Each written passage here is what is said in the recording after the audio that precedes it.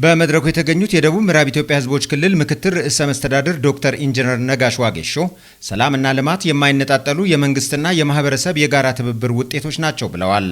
ርዕሰ መስተዳድሩ ሰላምን በማጽናት የማህበረሰቡን ማህበራዊና ኢኮኖሚያዊ መስተጋብሮችን በማሳለጥ የልማት አቅሞቻችንን በተጨባጭ ማሳደግ ይጠበቅብናል ብለዋል። ሰላምን በማጽናት ልማትን በማፋጠን በመናደርገው ርብርብ ውስጥ አይነተኛ ሚና እንዲጫወት የሁለቱም ክልሎች ህዝብ የእርስ በእርስ ትስስር እንዲጎለብት በማድረግ ማህበራዊ፣ ኢኮኖሚያዊና ባህላዊ ፋይዳዎችን ማሳደግ ትኩረት ልናደርግ ይገባል ሲሉም ተናግረዋል። የውስጥ ጉዳዮቻችንን በጋራ በመፍታት ህገወጥ የማዕድንና ሌሎች የምርት ንግድና ኮንትሮባንድ ህገወጥ የጦር መሳሪያ ዝውውርን መከላከል የዘወትር ስራዎቻችን ሊሆኑ ይገባል ብለዋል ዶክተር ኢንጂነር ነጋሽ ዋጌሾም። የሁለቱ ክልል ህዝቦች በተመሳሳይ የመልክዓ ምድር አቀማመጥ፣ የአየር ጸባይ እንዲሁም በርካታ የጋራ እሴቶችን በሚጋሩ ማህበረሰቦችና የጋራ ስነ ልቦና ያሏቸው ኢትዮጵያውያን ናቸው ብለዋል። የህዝቦችን ጠንካራ ትስስር ይበልጥ በማጎልበት በሁለቱ አጎራባች ክልሎች ወሰን አካባቢ የሚከሰቱ የወሰን ጉዳዮችን በጋራ ፍትሃዊ በሆነ መንገድ በመፍታት ኢኮኖሚያዊ ትስስሮችን ማጠናከር ይገባል ብለዋል። በንግግራቸው የጋምቤላ ክልል ርዕሰ መስተዳድር አቶ ኡመድ ኡጁሉ በጋራ በምናደርገው ሁሉ አቀፍ ስራዎች የሚያጋጥሙንን ችግሮች በጋራ በመፍታት ሀገራችን የጀመረችውን የብልጽግና ጉዞ ማስቀጠል ይኖርብናል ብለዋል። በክልሎቹ አጎራባች አካባቢዎች የሚነሱ ችግሮችን በጋራና በትብብር በመፍታት የህዝባችንን የመልካም ግንኙነት ስራዎች ማጠናከር እንደሚገባም አሳስበዋል። በደቡብ ምዕራብ ኢትዮጵያ ህዝቦች ክልልና በጋምቤላ ብሔራዊ ክልላዊ መንግስት ዞኖችና ወረዳዎች ዘላቂ ሰላምን ለማጽናት የተዘጋጀው ሰነድ በክልሉ ሰላምና ጸጥታ አስተዳደር ቢሮ ኃላፊ በሆኑት በአቶ አንድነት አሸናፊ ቀርቦ ውይይት ተደርጎበታል። በሁለቱ ክልሎች የጋራ ምክክር መድረክ ርዕሰ መስተዳድሮች፣ የየክልሎቹ አፈ ጉባኤዎች፣ ሌሎች ከፍተኛ የሥራ ኃላፊዎች፣ የአጎራባች ዞኖች አመራሮች እንዲሁም የሰላም ሚኒስቴር ከፍተኛ የሥራ ኃላፊዎች ተሳትፈውበታል።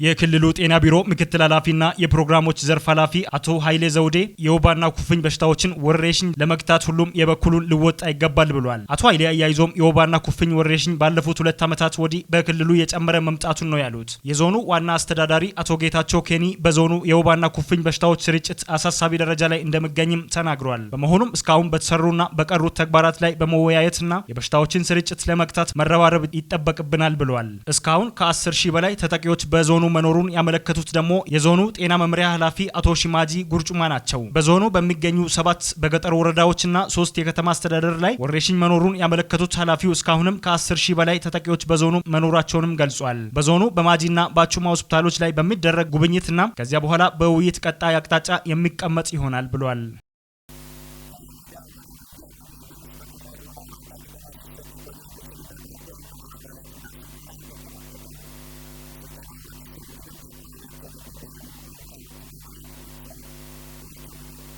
ስልጠና ለኔ እንግዲህ ትልቅ አስተማሪ ነው። ከእዳ ወደ ምን እንደምለው በነገ ጭንቅላት ፊት የነበረው የገንዘብ ሸክም ነው። እዳ ማለት እንግዲህ ብድር ተበድሮ ሸክም ተሸክሞ መኖር ነው። ግን እዳ ማለት ብዙ ለውጦችን ያለ ማግኘት ነው። አሁን ከሰራን ያ እዳ ምንድነው? ልማት፣ መሰረተ ልማት አለ፣ ማህበራዊ ነገሮች አለ፣ ኢኮኖሚያዊ ነገሮች እድገቶች አሉ። ይሄን ከሰራን ከዚህ ሸክም ልንወጣ እንችላለን የሚል ነው ያወሰርኩት። ምንድነው በተለይ ሀብት ፈጠራ የሚለው ብር ነበር ከዚህ በፊት ምን ያለው። ዛሬ ፈጠራ ምንድነው? መሬት፣ ሰፊ መሬት ሀብት አለን። እሱም ብንሰራ ልንለወጥ እንችላለን። ሁለተኛ ደግሞ ከዚህ በፊት ስንጠብቅ የነበረው ምንድነው? አገር ለማልማት ከመንግስት እጅ ብቻ ነው። ከቋቱ ብር ይልክና ትምህርት ቤት እንሰራለን፣ መብራት እናስገባለን፣ መንገድ እናስወጣለን የሚል ነው። እንደ ከተማችን ደግሞ ምንድነው ውስጥ ለውስጥ መንገድ ለምን አልወጣም ማለት ከማለት በስተቀር ምናልባት አዋተን ህዝባችንን አሰባስበን ህዝባችንን እንደዚህ ያለ ግንዛቤ ሀሳብ ሰጥተን መስራት የሚገባን ነበር። ግን እንደ አውራዳ ከተማ ደስ ያለኝ ይሄ ስልጠና ከመብጣቱ በፊት ጥሩ ለውጥ አይተናል። ገዢ የሆነ ትርክታችን ሀገርን ሊገዛ ሀገርን ሊገነባ የሚችል ትርክት መሆን እንዳለበት ትርክታችን አገርን የሚገዛ አገርን ከፍ የሚያደርግና አገርን የሚያሻግር መሆን እንዳለበት የወሰድነው ነገር አለ። ሀብት መፍጠር ላይም እንደዚሁ ሀብት በእጃችን ያለ እኛ ያላየ ነው መፍጠር የምንችለው ሀብት አለን። ከውሃችን ካፈራችን የሰው ሀብታችንም ድረስ የሚፈጠር እኛን ሊያሻግረን የሚችል ሀብት እንዳለን ተረድቼበታለሁ ማለት ነው። ከዛ ባለፈም በሶስተኛ ዙር የወሰድነው አገልጋይ ሰርቫንት የሚለው በዚህ ውስጥም ለወጣንበት ማህበረሰብ አገልጋይ መሆን እንዳለብን እኛ አሁን ለምሳሌ እኔ በመሰራበት መስሪያ ቤት ለወጣውበት ማህበረሰብ አገልጋይ መሆን እንዳለብኝ ከጥቃቅኗ ነገርም ጀምረን ለማህበረሰባችን እኛ መስጠት የምንችለውን ያህል ያቅማችንን መስጠት እንዳለብን የወሰድኩት ስልጠና አለ። በትምህርት ዓለም አላጌ ኮሌጅ ነበርኩ። አላጌ ኮሌጅ ሙሉ በሙሉ በውሃ ማጠራቀም ወይም እንደዚህ በካናል ተሰርቶ ነው የሰራው። እዛ ያየሁት እንደው እስካሁን አላየውም ነበረ። እንዳጋጣሚ ሂጄ ይቻላል ወይ እንጂ እዛ መንግስት ካናል ሰርቶ ያንን ኮሌጅ ሁሉ እስከ ባህር ዛፍ ነው የሚያጠጡት፣ ሙዝ ሁሉ ነው የሚያጠጡት። አሁን ዛሬ እዚህ መጥቼ አምናም አይቻለሁ። ስንዴ ደጋ አካባቢ ብቻ የሚደርሰው እንደ ከፋስ እና እንደ አዲዮ ነው ጠላ ወረዳና አዲዮ ብቻ ነበረ። አምና ብዙ ነው ተሰርቶ አየንና እንዴ ደጋ አካባቢ ብቻ ነው ይሰራል የተባለ ነው። እዚህም ይቻላል ወይ አልፎ ተርፎ ከከረምት አልፎ በጋ በውሃ ተጠቅመን ስንዴ ማምረት እንችላለን ወይ የሚለው ነበር። አሁን በበለጠ ሲሄድ አሁን ሲያይ በጣም ነው ያስደሰተኝ። ለምን መለወጥ ክረምትና በጋን የማይለወጥ መስራት ክረምትና በጋን የማይለያይ መሆኑን የተረዳቱ። ከዛ ደግሞ የተገኘው ውጤት አሁን እንግዲህ ከፍትፍቱ ፊቱ ይላል። አሁን በፊት ሲናይ በጣም ነው ደስ ያለ ስንዴው እንደሚደርስ ውጤታማ እንደሚሆን ነው። ይሄን አክል ሄክታር ወደ 4 ሄክታር መሬት በበጋ በምንድነው በበጋ ተሰርቶ በዚህ በውሃ ተጠቅመን የኛ ሀብት አንዱ ዋናው ሀብት ሪሶርሳችን አንዱ ውሃ ነበረ።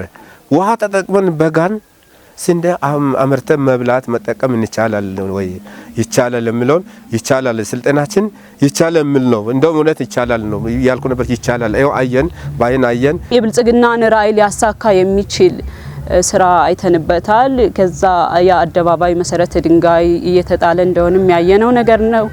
ቀጥሎ በ48 ቀን የአንድ ቀን ጫጩት ሂደን አይተናል። በመስክ ጉብኝታችን ያሉ የልማት ስራዎችን ያየንበት ነው። እኛ እንደ አባላቱን ወክዬ ያየሁትን ነገር እና የሰለጠነው ስልጠና ያየነው ነገር ደስ የሚል ወደፊት አገራችንን ሊያሻግር የሚችል እንደሆነ ነው ከስልጠና ያገኘሁት ነገር። አመሰግናለሁ። ነው ደግሞ በተጨባጭ ፓርቲው ከመጣ በኋላ የመጡ መሰረተ ልማቶች በህዝብ የተሰሩ የቀስት አደባባይ፣ የዚህ የመንገድ አካፋይ አጥር፣ አሁን ደግሞ ዛሬ ጣልነው መሰረተ ድንጋይ ጣልነው የሰላም ቀጠና አደባባይ እና አዲሽንቱ ዘርፈ ብዙ ውስጥ የመብራት ዝርጋታዎች አሉ።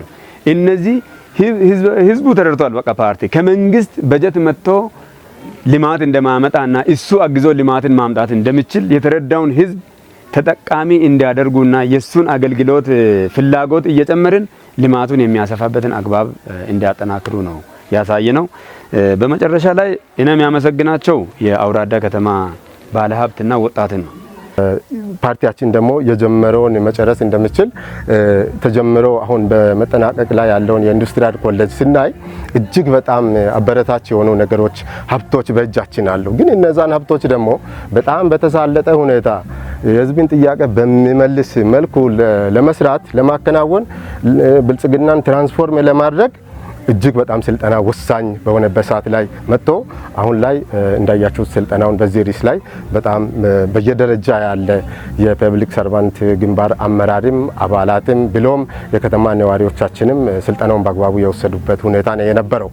ለሰልጣኞች ማስተላለፍ የሚፈልገው መልእክት ሰልጣኞቻችን ስልጠናውን በተግባር ሊቀይሩ ይገባል። ያው በመድረክ ደረጃ ተነጋገረ እንኳን ቢሆንም በጣም ከወረቀት ከሰነድ ባለፈ ከውይይት ባለፈ ሆኖ መገኘት ያስፈልጋል የሚለውን መልእክት ማስተላለፍ ፈልጋለሁ። ቅድም ስልጠና ላይ ቁጭ ብለው በአግባቡ ተከታትለው ሁሉን ነገር የኛ ችግር ነው በሚል ኢሳበ ችግሮቻቸውን በአግባቡ አይተው እንደገና ደግሞ ጥሩ ነገሮችን ለማስቀጠል በቁጭት እንደገቡ ልክ ይሄንን ስልጠና ደግሞ መሬት ላይ ማውረድ የህዝብን ጥያቄ በአግባቡ ሊመልስ በሚያስችል መልኩ አቅማቸውን ያጎለበቱ ችግሮች ካሉ ችግሮች ላይ ቆም ብሎ እየተወያዩ ከመመለከቱ አካል ጋር እየተገናኙ ያገለውት አሰጣጣቸውን በአግባቡ የሚያሳልጡበት ሁኔታ መኖር መቻል አለበት የሚለውን እንደ ፐብሊክ ሰርቫንት ባለሙያዎች ይሄን መልእክት ማስተላለፍ ፈልጋለሁ። ከዛ ውጪ ከታችኛው ቀጠና አባሎቻችንና አመራሮች አንፃር እንግዲህ ከተማችን አዲስ ነው። አሁን ባለው ሁኔታ ደግሞ የተወሰኑ መሰረተ ልማቶችን እየሰራን ያለንባቸው ሁኔታዎች አሉ። ይሄ መሰረተ ልማት እየሰራን ያለነው ከዚህ ቀደምም ከማህበረሰባችን ጋር በጋራ ተቀናጅተን ነው ማለት የህብረተሰብ ተሳትፎ እጅግ በጣም የጎላ ነው። እጅግ በጣም አሁን እንዳያችሁት ቅድምም ብያለሁ እንጂ የፓርቲ ጉዳይ ፓርቲ በጀት የለውም እንዴት እንደግፍ የሚል ሐሳብ በማህበረሰባችን ውስጥ እጅግ ትልቅ ቦታ ይዟል ማለት ነው።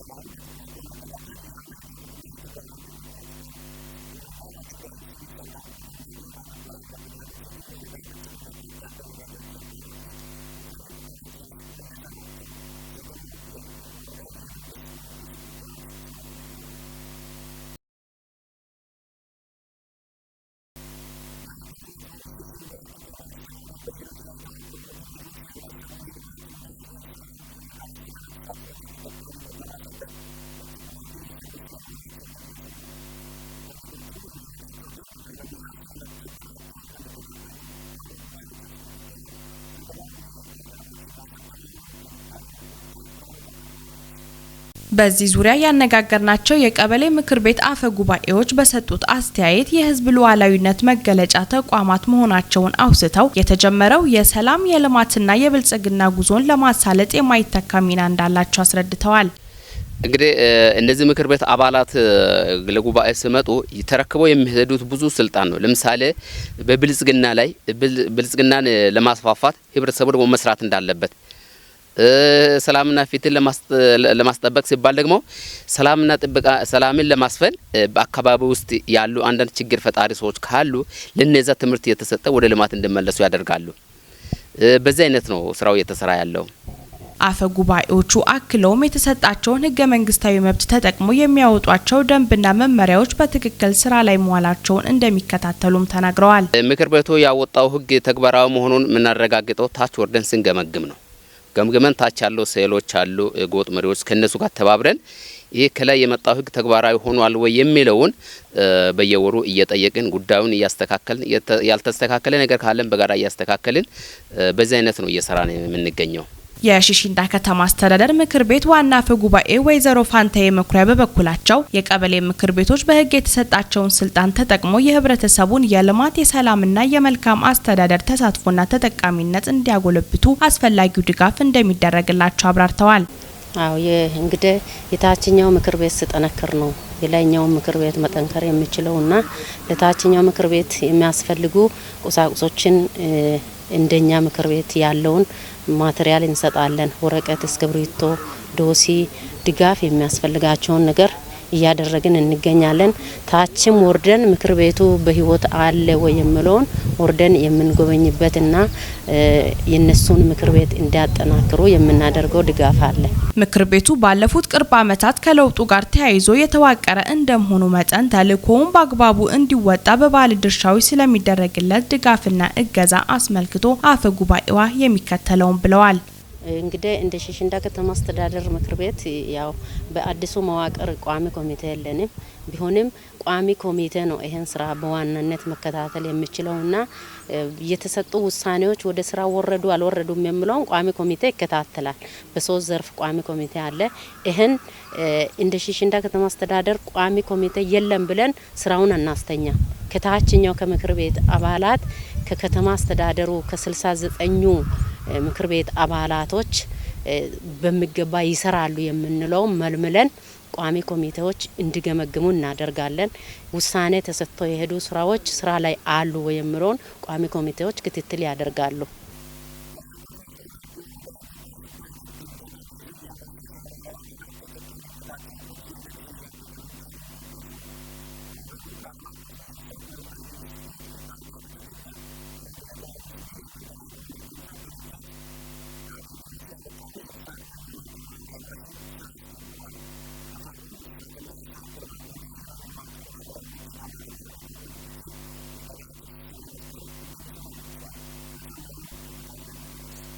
በዓለም ላይ የከፋ ዞን የሚታወቀው በቡና መገኛነቱ በጥቅጥቅ የተፈጥሮ ደኑና የብዝሃ ሕይወት ሀብቱ ነው።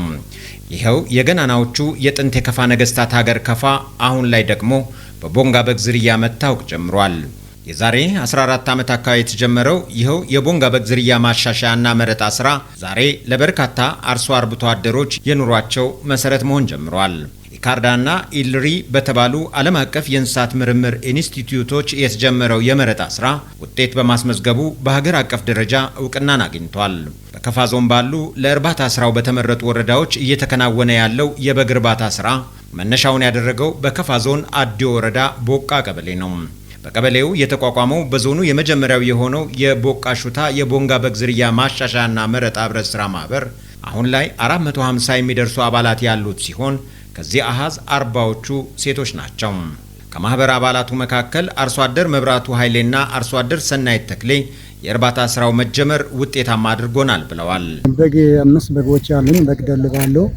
ከበፊቱ ከነባር ከቤተሰብ በፊት ከምኖረው ኑሮ ትንሽ ይሻላል። ባጌ ማህበር ኦጊያንታ ቢዮባ ባጎጋዎች የሮበት ሞናሪያቸው ነገቶነ እዚህ ማህበር ውስጥ ከመግባቴ በፊት የበግ አያያዝ ፈጽሞ አላውቅም ነበር።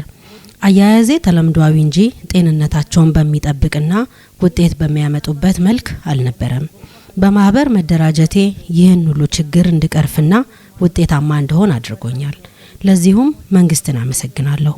ሂናሬ ማህበሮች ኖጊ ሞና ዲጄቶኒ ኢላኖጋ ሞዳኔ በቴታቶቾ የሪምቤ ለማህበሩ ከኢካርዳ በተለገሰ 1.5 ሚሊዮን ብር በላይ የተገዛው የመኖ ማቀነባበሪያ ማሽን ለስራቸው ስኬት እንደሚያግዛቸው ገልጸዋል። በጣም ደስ ብሎኛል። ደስነቱ ምን እንደውም ትርፍ ምርት ገለባ ያተር ገለባ የባቀላ የስንዴ የገብስም ባቀላ አሁን ትምህርት እንደወስልጥና እንዳገኘውኝ ወደዚህ በበቁሎም ቢሆን አስጭኜ ወደዚህ አምጥቼ ማለት ነው አስፈጭቼ በተወሰነ ዋጋ ካስፈጨውኝ በኋላ ወስጄ መጠቀም ይፈልጋሉ። ይህን ማሽን ጥቂሞን ኖጋይና ኖች ነው ገባለው ኢሚታ አይሬቶች አሽወበደና በች የሞኖኔ በዚህ ማሽን የሚመረተው መኖ ለኔ ብቻ ሳይሆን ለጎረቤቶቼ እንዲሁም ለወረዳና ከወረዳ ውጪ በማገኘው አጋጣሚ ሁሉ አሳውቃለሁ። ለኔ ብቻ ሳይሆን ከኔ በኋላ ለሚመጣውም ትውልድ ጥሩ ጊዜ እንደሚሆን አምናለሁ።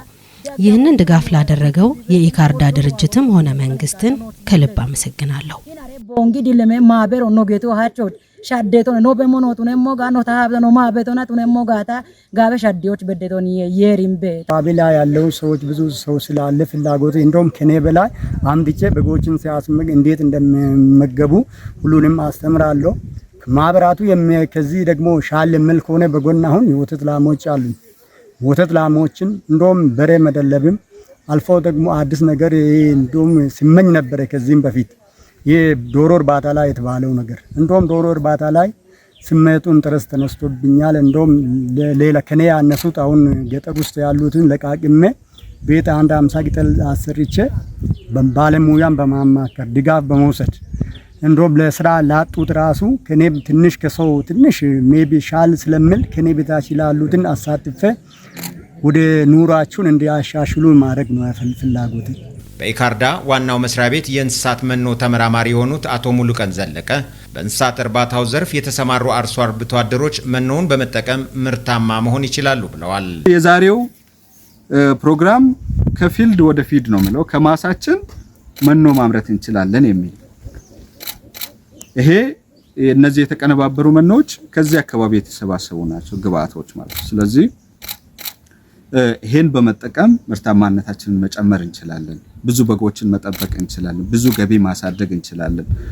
እንደዚሁ በድለባ ላይ የተሰማሩ ስራ የሌላቸው ወጣቶች ያልናቸው ወደ ሴቶች ቤት ውስጥ በቤታቸው ሆነው ብዙ በጎችን ማድለብ ይችላሉ። ለዚህ ሻያ ምስክር ነው። እነዚህን መኖችን በአካባቢ ያሉትን በአነስተኛ ዋጋ በመጠቀም ብዙ በጎችን በማድለብ ኢኮኖሚያቸውን ማሳደግ፣ ስራ ዕድል መፍጠር ይቻላልና ይሄ ትልቅ ዕድል ነው። ከቦንጋ ግብርና ምርምር ማዕከል ጋር በበግ ዝርያ መረጣና ማሻሻያ ስራዎች በርካታ ተግባራትን አከናውነናል ያሉት አቶ ሙሉቀን ፕሮጀክቱ በዘላቂነት ድጋፍ የማያደርግ በመሆኑ ማህበሩ መኖውን በብዛት በማምረት ከራሱ አልፎ ለሌሎችም በማድረስ ራሱን መቻል ይኖርበታል ብለዋል። ኢካርዳ ይሄንን ነገር ሲሰራ ከቦንጋ ግብርና ምርምር ጋር በመመካከር አብሮ በጋራ ጥናቶችን በማድረግ ነው ሲያከናውን የነበረውና ኢካርዳ በቦቃሹታ እንደ ማሳያ የሚሰራውን ስራ የቦንጋ ግብርና ምርምር ማዕከል ወደ ተለያዩ አካባቢዎች የዚህ የቦንጋ በግ ዝርያ ማሻሻያ ስራዎችንም የድለባ ስራዎችንም በሁሉም ወረዳዎች እያስፋፋ መሆኑ ይታወቃል። ነገር ግን አሁንም በእነዚህ በመስፋፋባቸው ቦታዎች ላይ መኖ እጥረት አንድ ትልቅ ማነቆ መሆኑ ይታወቃል። ስለዚህ አሁን ይሄ ማህበር በዚህ የዚህ እድል ተጠቃሚ የሆነ ቦቃሹታ ማህበር እዚህ ጋር የተመረተው መኖ እዚህ አካባቢ ካለው አርሶ አደርን ፍላጎት በላይ ማሽኑ የማምረት አቅሙ 5 ቶን ወይ 50 ኩንታል በቀን ማምረት የሚችል መሆኑ ይታወቃል። ስለዚህ ይህንን ያክል ማምረት የሚችለውን ማሽን በመጠቀም ለዚህ ለአዲዮ ወረዳ ብቻ ሳይሆን ለከፋ ዞን ብቻ ሳይሆን ለደቡብ ምዕራብ አርሶ አደሮች በሙሉ ተደራሽ ሊሆን በሚችልበት መንገድ መስራት እንዳለበት እናበረታታለን። ዛሬም በዚህ ዙሪያ ነው የመከርነው። እንዴት አድርጎ የዞኑ መንግስትም ኃላፊነት ወስዶ ፍላጎት ታች ፈጥሮ ይሄን ፍላጎት ከዚህ ማህበር ጋር መኖ ከሚያቀነባብሩ ከሚሸጡ ማህበር ጋር እንዴት ማስተሳሰር ይችላሉ የሚለውን በደንብ የተወያየንበት ሁኔታ ነው ያለው። የከፋ ዞን እንስሳትና አሳ ሀብት ልማት መምሪያ ኃላፊ ወይዘሮ ገነት ጣቆ ዞኑ በእንስሳት መኖ በኩል ከፍተኛ ተግዳሮት የነበረበት ቢሆንም የዚህ ማሽን መተከል ይህንን ችግር ያስወግዳል ብለዋል። ለዚሁም ድጋፍ ያደረጉ አካላትን አመስግነዋል። እስካሁን ያልተሳካልን በበቂ ሁኔታ የተቀነባበረ መኖ ወርታች ያለ መውረዱ ያለ መኖሩና ገበያ ላይ እጅግ በጣም ውድ በመሆኑ ውጤታማ አላደረግናቸው። ብዙ ቅሬታዎች ከታች ይነሳሉ። የእንቁላል ጣይ ዶሮ ታች ያስገብተን ሰቡብን እያሉ የሚመግቡት ቢገኝ ስንዴ ነው፣ ካልሆነም ያው ጭሮ ዝም ብሎ የሚመሩትና ይሄን ችግር ለመፍታት ይሄ ማሽን ያው ኢካርዳ በግል ድለባ ምክንያት በማድረግ ወደዚህ መቋቋሙን እጅግ በጣም በሬ በኩል ደስ ብሎኛል። እኛ ከዚህ ጋር ትስስር ፈጥረን መኖን ወጣትን ሲናደራጅ በበግም ይሁን በበሬ ድለባም ይሁን በወተት ሀብትም እንደየ አስፈላጊነቱ ምርምሩ እየደገፈ ሙያዊ ድጋፍ እየሰጠ ፎርሙላውን አቀነባብሮ እየሰጠ እኛ እነዚህ ማህበራቶች በዚህ ብቻ እንዳታጥሩ ብለን ነው የምንናገረው እንደ ዞን ማለት ነው። ምክንያቱም ብዙ ችግሮች ስላሉ የእንቁላል ጣይ ዶሮዎች ሂዶ እንቁላል ስላሰጠ ብሎ ኤክስቴንሽኑ ታች የተበላሸ ነው። ያን ችግር ለመፍታት ደግሞ እንደ መብራ እኛ የምንላቸው ብዙ ነገሮች የሉ በእጃችን ስላልነበሩ ዞሮ እኛ ዲፔንዳንት ነን። አንድ ግለሰብ አመጣው ነበር የእንቁላል ጣይ ዶሮም የወተት ሀብት ላይ የሚሰራ ዮናስ ነበር። አሁን የእንቁላል ጣይ ብሎ በፊት ሲያመርት ነበር ውጤታማ ያለው ብሎ አቆሟል። ያ ችግር የፈጠረው ምንድነው? ኢንግሪዲየንቱ ከዛ ስለሚያመጣ ነው። ምርምሩ ደግሞ ከዚህ ከአካባቢ ያለው ነገርን እዚህ አላምጄ ብሎ ቅድም ዶክተር ነው አሁን ሲነግረኝ ነበርና እኔ በጣም በእውነት አላመንኩኝ። እዚህ አካባቢ ያሉ ነገሮችን በዛኛው ምን ተካ ከሆነ ችግራችን ተፈታ ነው። እኛ በቅርብ እዚህ ከናንተ ጋር ቼን ፈጥረን ታች ያለውን ኤክስቴንሽንም አስፍተን እነዚህ ማህበራቶች የሚበቁበትንና ወርታች የሚያሰፉበትን የኛ ቁልፍ ችግር የሚፈታበትን ወጣቱም ሴቱም ተደራጀው በዚህ ተግባር ላይ የሚገቡበትንና በአጠቃላይ አሁን 3 ቦታ ላይ ቅድም በቷን ተብሏል። ይሄ ወፍጮ ግን ከ3ቱ መጀመሪያ ተግባር ላይ ገባ ይሄ ተብሏል። ለወደፊትም ተስፋ እንደሚኖረው ይታወቃል። ስለዚህ ምርምሩ በቅርብ ርቀት እነዚህን ማህበራቶችን ረድቶ ለኛም በጣም ቁልፍ ችግር ያለው ተፈቶ ወደ ተግባር እንገባለን የሚለው ነው። በአጠቃላይ በዛሬው ቀን እኔ በጣም ደስ ብሎኛል። አላመንኩኝም። በዚሁ ልክ ችግሮች ነበሩ፣ ግን ሶልቭ እናደርጋለን ብዬ አላመንኩኝምና በእኔ በኩል በጣም አመሰግናለሁ።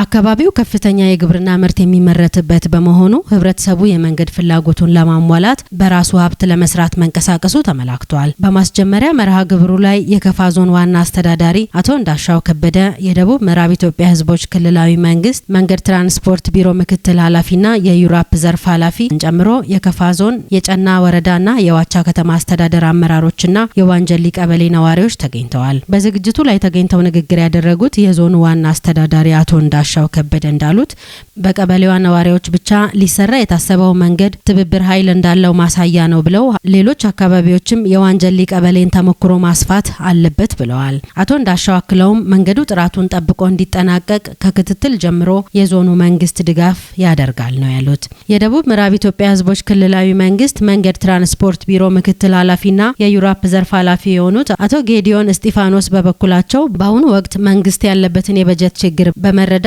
ህዝቡ ለልማት ስራው ተሳታፊ መሆን ይበል የሚያሰኝ ነው ብለው ለመንገዱ ፍጻሜ አስፈላጊውን ድጋፍ ይደረጋል ብለዋል። የከፋ ዞን የመንገድ ትራንስፖርት መምሪያ ኃላፊ አቶ ዘመዴ አንዳርጌ በቦታው ባደረጉት ንግግር መንገዱ ጥራቱን ጠብቆ እንዲጠናቀቅ በቅርበት ድጋፍና ክትትል እናደርጋለን ብለዋል። የዋቻ ከተማ አስተዳደር በበኩሉ የ200 ሺህ ብር ድጋፍ አድርጓል። ከህብረተሰቡ የተሰበሰበው ገንዘብ ከ9 ሚሊዮን ብር በላይ ሲሆን የመንገዱን ስራ የሚያከናውነው ትንሳኤ የመንገድ ስራዎች ተቋራጭ ነው።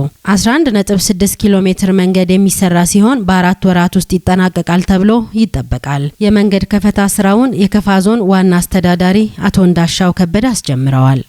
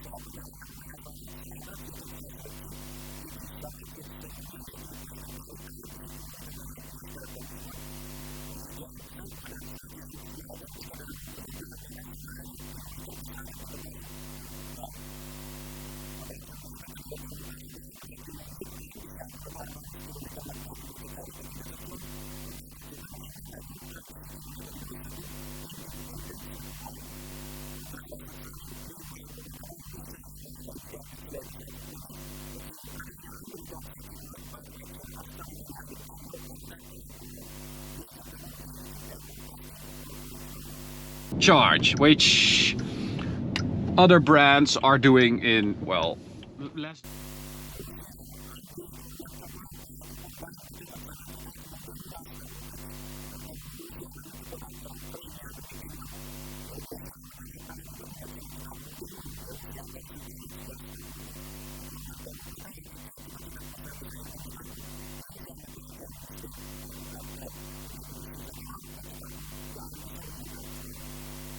Was hit in an attack.